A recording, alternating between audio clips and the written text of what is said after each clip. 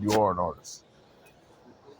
I'm listening to Dave Chappelle, the lecture at the Duke Ellington School 2022.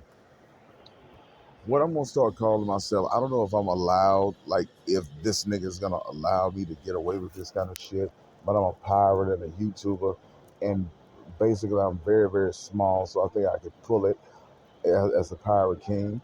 Debo, I'm YouTube's Dave Chappelle. That's who I'm taking shit out because I'm gonna take the shit out and listen to the shit later because I'm not really listening to it as much as I'm kind of soaking it in. Dave Chappelle has about 4, 5, maybe even 6 different drops on Netflix. Like Dave Chappelle got a lot of work on Netflix. Um, Side note: Faison Love needs to stop bringing Chappelle's name up. Like, fat nigga, stop dropping Chappelle's name like you are respected as a stand-up. I mean, there are people who are legendary in stand-up and don't have any actual work. Like, that exists. I know that there are a lot of people who do comedy who, for whatever reason, choose not to make tapes, make DVDs. You just gotta come see them.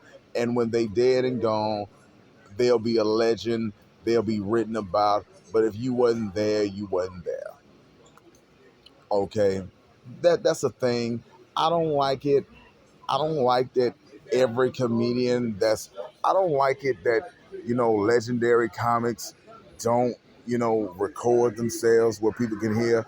They just exist on the road like they're MF and break dancer, and you gotta go to their shows. They don't ever release work. I've always hated that shit. That a comedian, somebody who is telling jokes for a living, don't you know, they just don't want to ever record some of it and have some work that people who can't come to the regions, like, nigga, you a comedian, you can't not be everywhere. You can't go everywhere all the time. If you the shit, you gotta record something for the people who can't come to you or can't afford that. You gotta do that. I don't know why we still in the modern era have comedians that don't have work that you can buy. It's ridiculous now.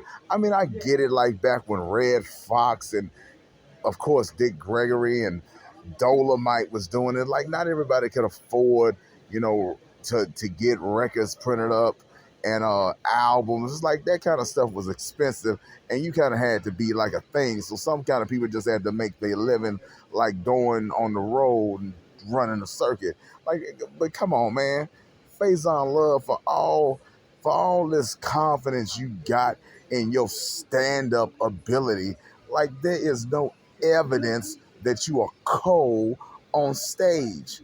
Period. Man, I don't even remember your Def Jam set. Like, and I watched Def Jam. It's like, let me see who I know. Like, Hamburger did Def Jam. D.L. Hughley did Def Jam. Martin Lawrence was the host of Def Jam. Chris Tucker did Def Jam. Eddie Griffin did Def Jam. Mark Curry did Def Jam. Who else did Def Jam? Freak. Who else did Def Jam? A lot of everybody who was anybody did Def Jam. Does anybody remember Faison Love's Def Jam set? Like, he is a stand-up, so I'm confident that he might have done Def Jam. T.K. Kirkland didn't do it. T.K. Kirkland is one of the few people of the underground black person who was famous enough to do it who didn't. He was like one of the few people who slipped through the cracks. Like, TK didn't do it, but Faison, if you so MF and good, who remembers the Faison Love Def? Chappelle did Def Jam.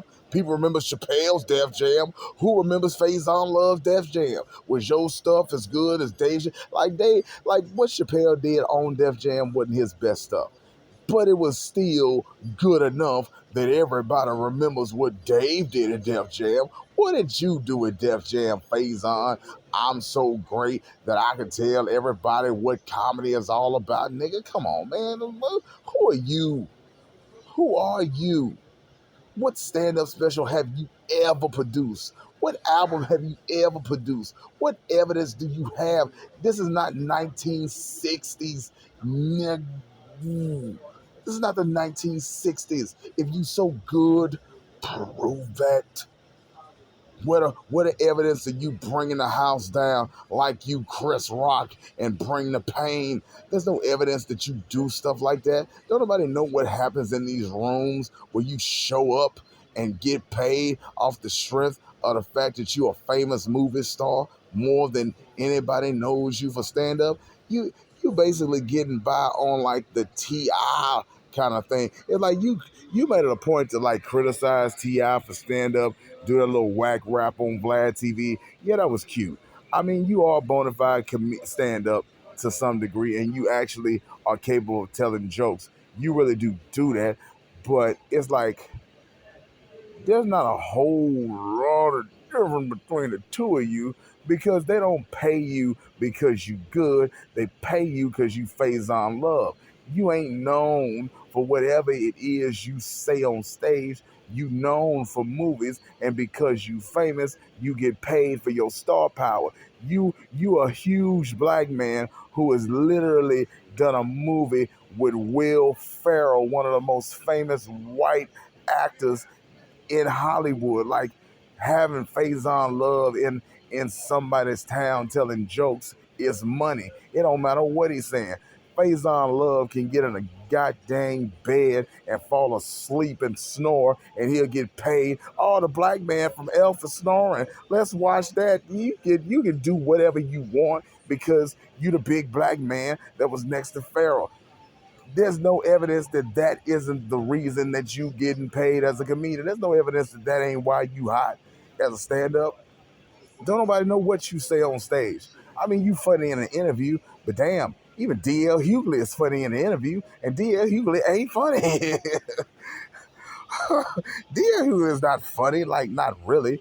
I mean, people pay him to stand up, but he's kind of like D.L. Hughley gets paid as a stand-up in the same way that Joe Rogan gets paid as a stand-up. Yeah, what he does is comedy. Yeah, what he does is jokes. But you gotta be a certain kind of person to go to a DL show or a Joe Rogan show.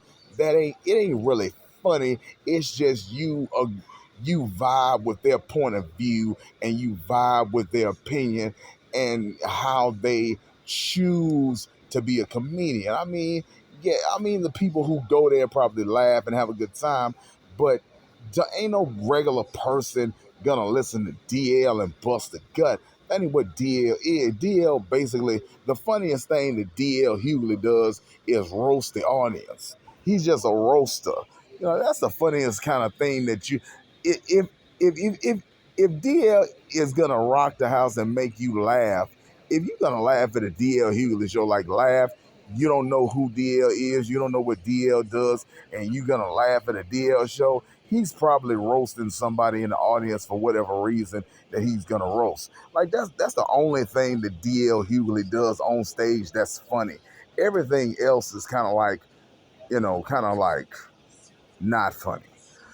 I just say not funny, or at least I don't find it funny. I don't want to accuse DL of not being funny because I got a lot of respect for DL's intellectualism and how thoughtful he is and how real red he is as somebody who I believe didn't finish high school, got that GED, as something like as somebody who made himself as thoughtful and intelligent and insightful as he made himself, that he could literally have debates and conversations with scholars.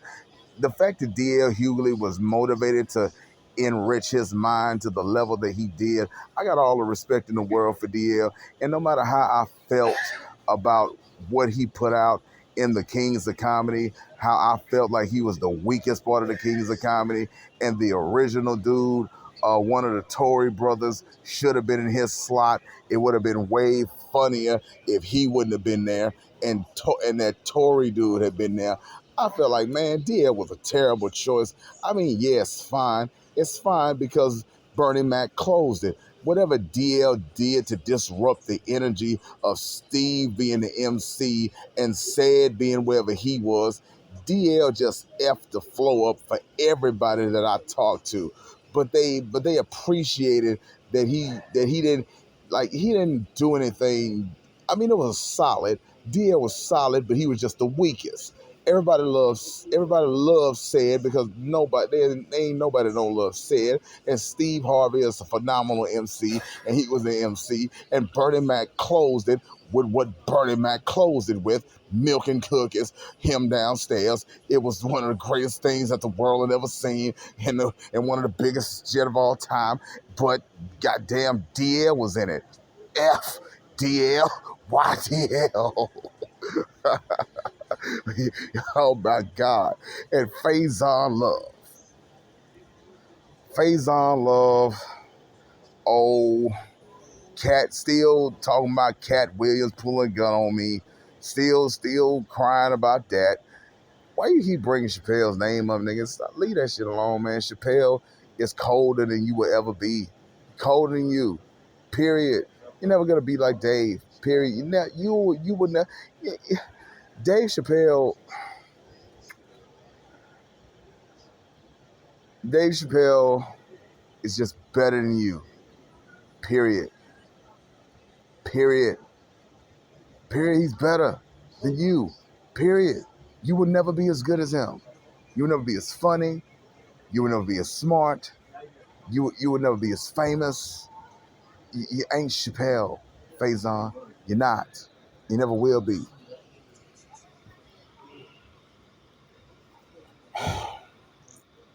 And I can't remember what you said to Ari Spears, but whatever you said about or to Ari Spears, you were wrong. Ari Spears don't do nothing to nobody but tell the truth as best he can tell it. I mean, there is no such thing as the truth, but he comes as close as you can come to speaking the word of God as a human being.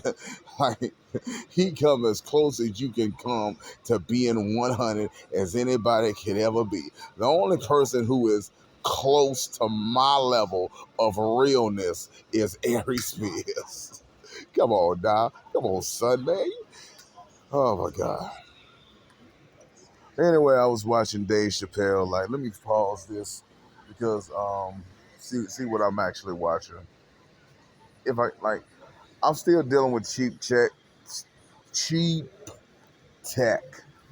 I'm still dealing with cheap tech. The fact that YouTube didn't know that I wasn't benefiting from my level of success. YouTube didn't know that I wasn't finding a way to monetize my extremely popular channel. YouTube didn't know that I wasn't monetizing. They didn't know. I mean, I will not start. I will not. I'm not gonna make money as a YouTuber for a while. Like, it's gonna take me months, maybe years, to start earning a YouTube paycheck. It'll take me a while. And the video, and in truth, the videos I make don't matter, but they're prayer. I'm basically just talking to God, man. I ain't really talking to you. I'm talking. Oh, God damn! I hate this shit so much. I hate this cheap ass bullshit. I gotta get me a Google Pixel as soon as possible. I gotta get that goddamn phone. Put my real phone number 318-393-2740 in that bitch and leave this bullshit alone. I can just make YouTube a way of life. Excellent tech. I can always be posting. I can always be dropping. I can always be talking. I can always be working.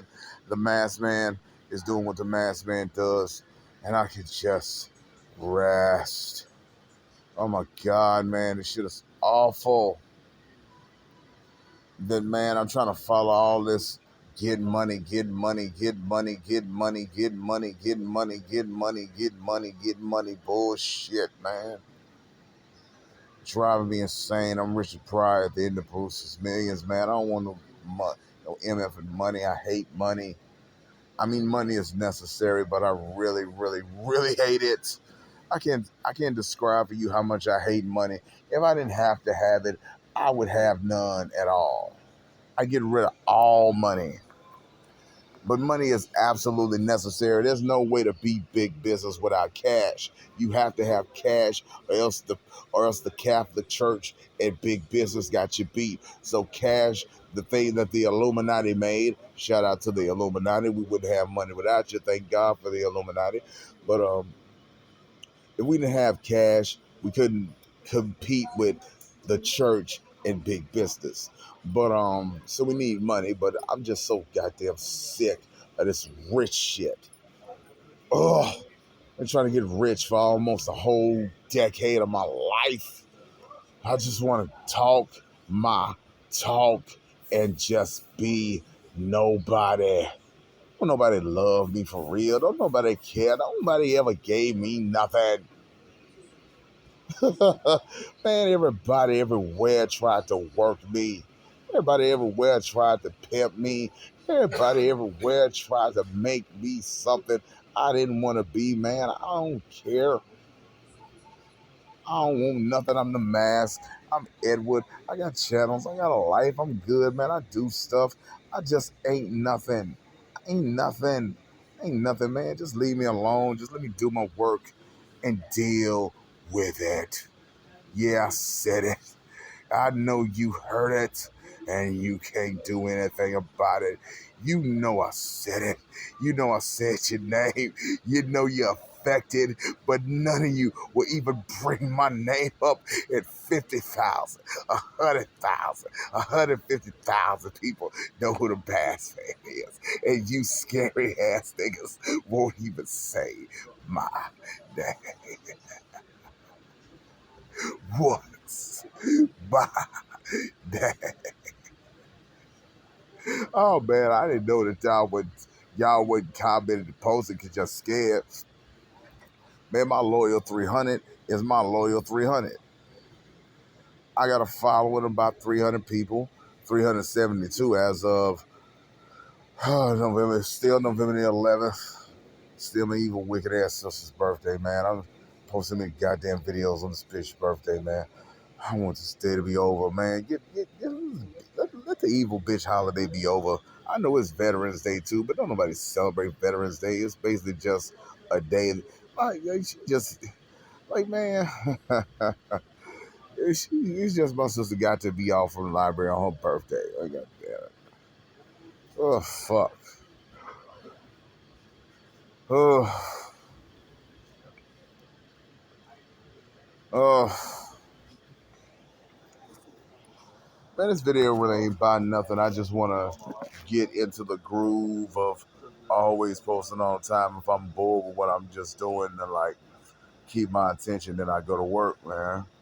I just felt like working.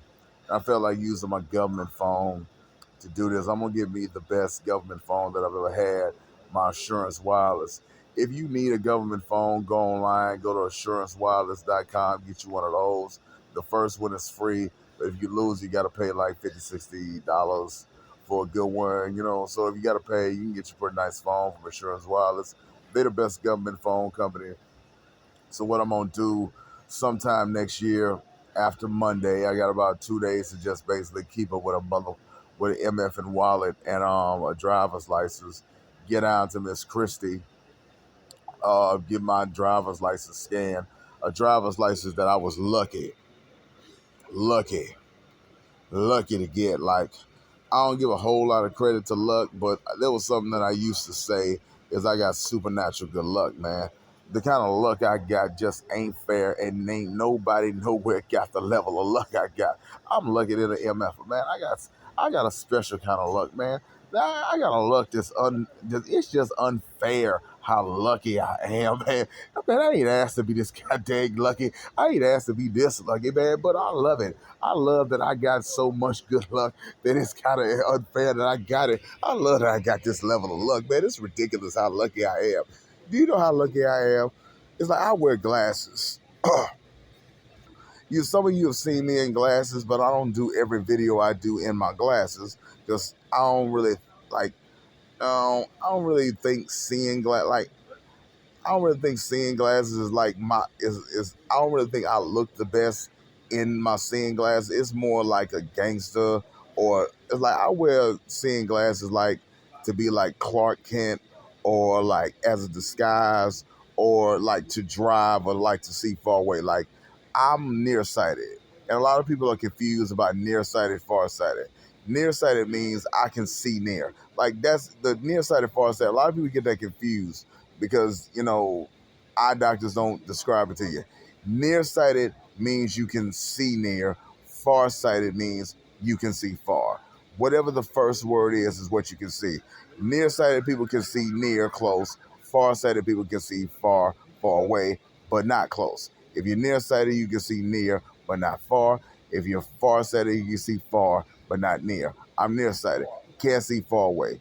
And I lost my glasses. And I'm good at keeping up with all of my belongings. And I lost my glasses after my vision. Now, once again, this video is being posted on Edward J. Anderson Jr. channel. This video may or it may not make it to the OG Mr. Maskman channel. If I get my channel back, if I'm still alive come December, January 2024, February, whenever I get stable and get back to a way of life where I can really do this to the level that I do it, um, I'm gonna get me like a Google Pixel, or some Bose headphones, a smartwatch, an affordable but good laptop, some editing software, Photoshop. I'm really gonna start like applying my craft and blah blah blah blah. But this video that I'm doing on Edward J. Anderson Jr. may make it to the OG Mr. Maskman channel, and it's gonna have whatever effect it has. I don't really know what I plan on saying in this video, but there's a woman who I know. I don't want to keep name dropping, name dropping, name dropping, name dropping, name dropping, name dropping, name dropping, name. I'm not like trying to summon things and throw salt. Like you like by this point, as much content as I put on my brand spanking new channel that's under my actual legal government family Christian name that I've never been afraid to say, but I never thought I would make an actual channel in my actual name. I just thought I'd be the masked man forever. That I would never make any kind of an effort to draw you into or bring you into who I was before I was Mr. Masked Man. Who I would like. I'm a man with a real face, a real address. I will tell you any part of my name, all that. But like I ain't, like for 20 years I've hated the fact that I was Edward. Hated Edward. Hated him. Hated him. Hated him more than you like. I hated my daddy more, but I hated myself as well. I had self-loathing of Edward. So I created something that I could be proud of, Mr. Masked Man. Mr. Masked Man, I was proud of that. It's an invention, it's a creation. Everything about the Masked Man is 100% real, but it's invented. It's a creation. It's something I made up from out of my imagination based on the work of Jim Carrey.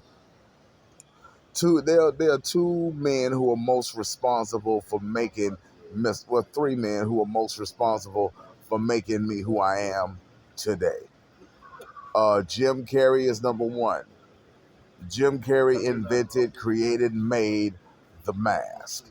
And I saw that movie as a young boy, and it was instantly one of my favorite movies ever, and it never, ever left my brain.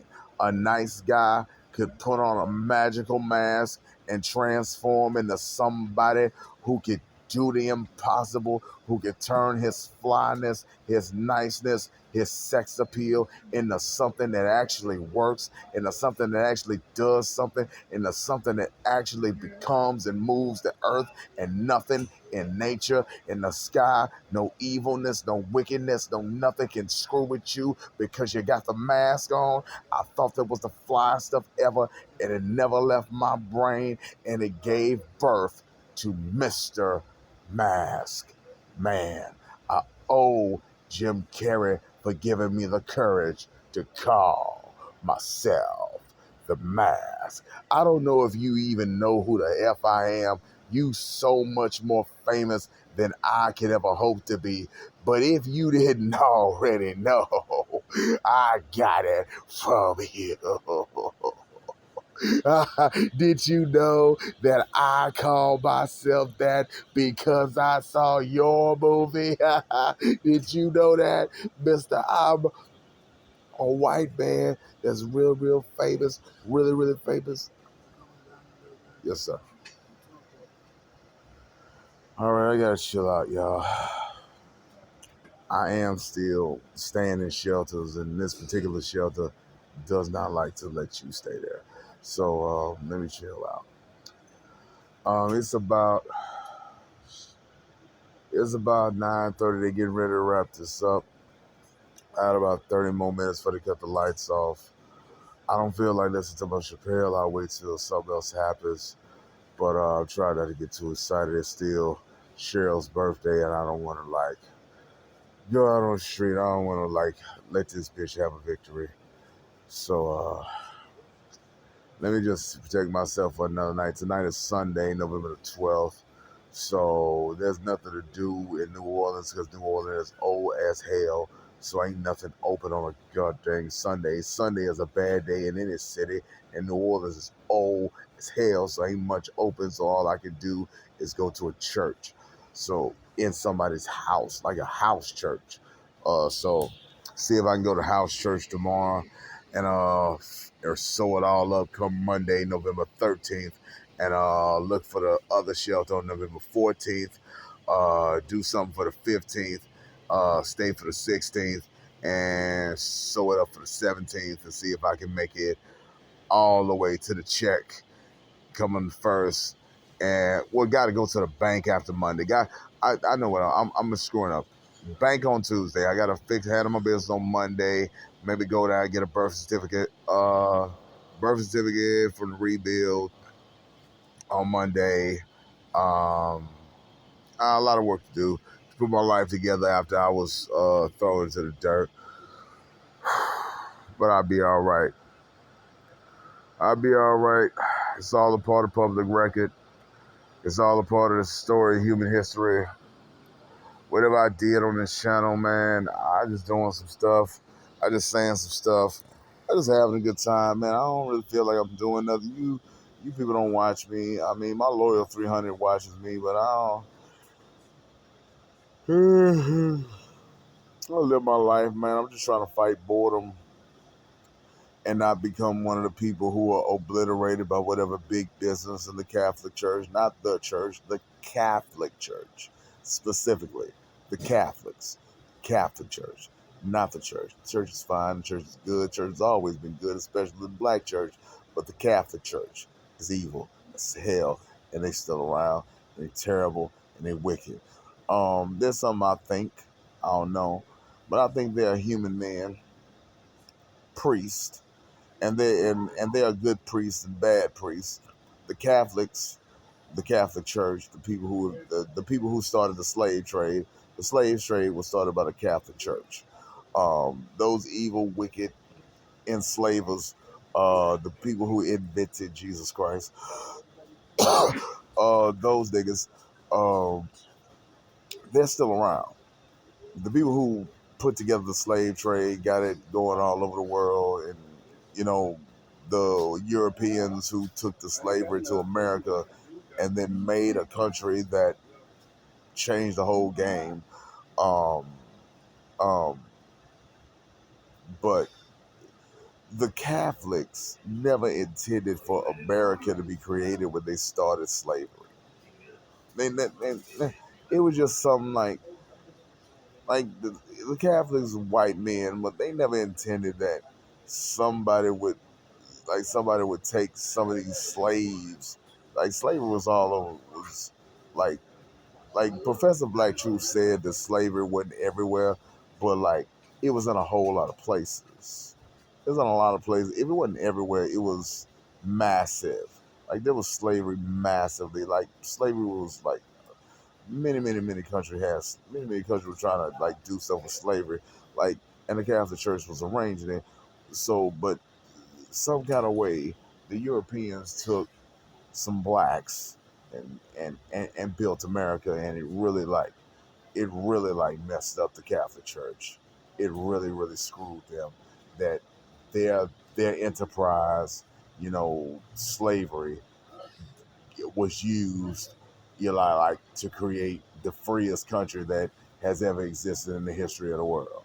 Like the Catholics really screwed up when they let the Europeans who took this like don't get me wrong, American slavery was some of the most brutal, wicked, evil stuff that you could ever imagine. Like the stuff that the Europeans were doing in America was beyond evil, was beyond cold. Like it was Holocaust level effed up, but it was also like I don't want to offend you niggas, but it was also kind of necessary, like to get it done. Like I ain't trying to offend you, but like it's kind of necessary because there is such a thing as a lazy, disobedient slave, and we gotta keep order. If we trying to do something, you gotta do what you gotta do. What are you doing? We gotta discipline you. Like okay, I ain't trying to be Uncle Ruckus with y'all, but like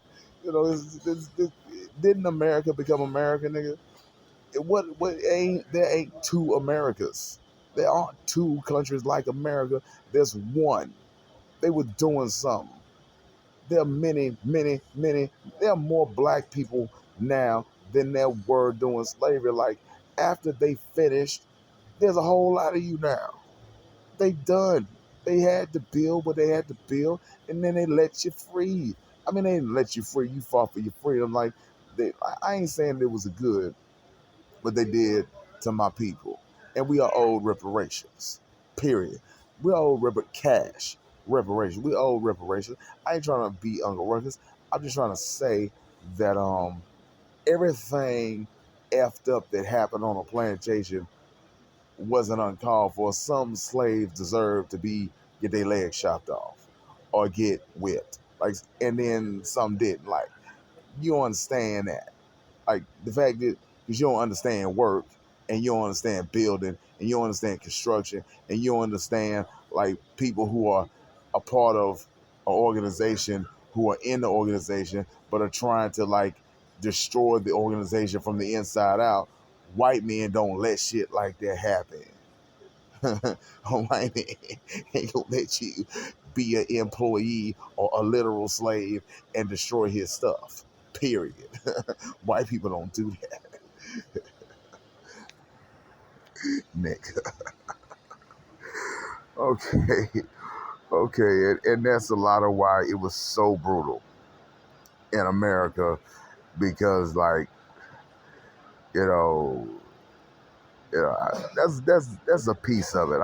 That's a piece of the reason why it was as brutal as it was because there was so many trifling black people. That's a part of the reason. Like it just to like draw an example, like look at the blacks in other countries that aren't America. Look at how they're living with the blacks that wasn't like like the Europe like the look at the other places where there was slavery. Look at how they're living, like the no running water, no indoor plumbing, like they didn't they didn't have like I mean this ain't really a slavery conversation. I don't know why I'm talking about slavery, maybe because I'm getting out of my own slavery. But it's really just a rant, man. I really tried to be quiet, try to enjoy my little 30 minute like man, like There's such a thing as people not wanting to see you be happy. Like happiness, man, breeds jealousy. That's why I worked really, really hard not to let myself be seen happy because I didn't want to get smoked for having a smile or get smoked by God because I'm cursed. And now that he's happy, it's the perfect time to kill him. Oh, yeah, he finally rose up. Now let's put him down. Naomi Banks told me that ain't what God does.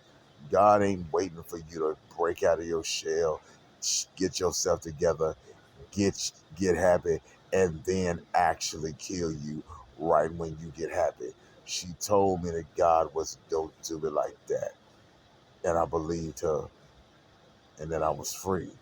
I'm not telling you that I'm ever gonna be rich or that I'm ever under this YouTube channel will be anything other than something that a relative few watch, but don't speak to me on.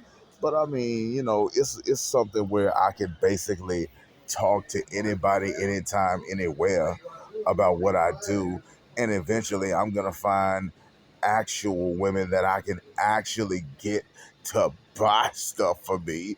Women who are actually dig in their pocket and buy me stuff. Now this hasn't actually happened yet. This was an offer. There's a woman I met in a mental health hospital. Her name is Rebecca. White woman named Rebecca. I do not know her last name. And the last thing I said to her was one of those, man, this black man is so sweet that it's just beyond anything I've ever heard. I don't know how to deal with this. I don't know if I can talk to him because I don't know if he's dangerous or not. My game is so old. I gotta refine this sugar into cool stuff and moderate the level of sweetness so that somebody can tolerate it. It can sometimes this thing is too sweet and I'm too sweet. So I said one of my too sweet things. I texted a woman. I texted Rebecca and asked and told her to have a good evening. And I asked how her son was doing. And immediately after I asked her about her son, that she was very, very interested in mentioning to me while we were in the hospital, told me his name, told me how old he was, told me what he liked, told me what he was into. I figured we going to talk tomorrow. I'm bored. I just got done talking to my main man Dustin. Let me text her before tomorrow because I really really like this white woman from this Danish white woman. I really really like her, and even though she's like a widow. All right, I'm about to get off the phone. Yes, sir. Well, sorry, y'all. I got to wrap this up. I'll talk to y'all in the morning. Y'all have a good night. Um, in the words of Thug Titian, the evil baby mama hater, more later. Later, in the words of my chicken wing eating partner, owner of the rise and grind, how to make a dollar out of 15 cents, the dollar water hustle. Next time, partner. And in my words, Future King, Real Man, James Evans, James Anderson, Edward Anderson, J, JR, JJ, Mr. Massman, the judge, the man who desires and dreams of being the husband of Naomi Banks. Bang, bang is the sound of the gavel. Bang, bang is the sound of the gun. Have a good night.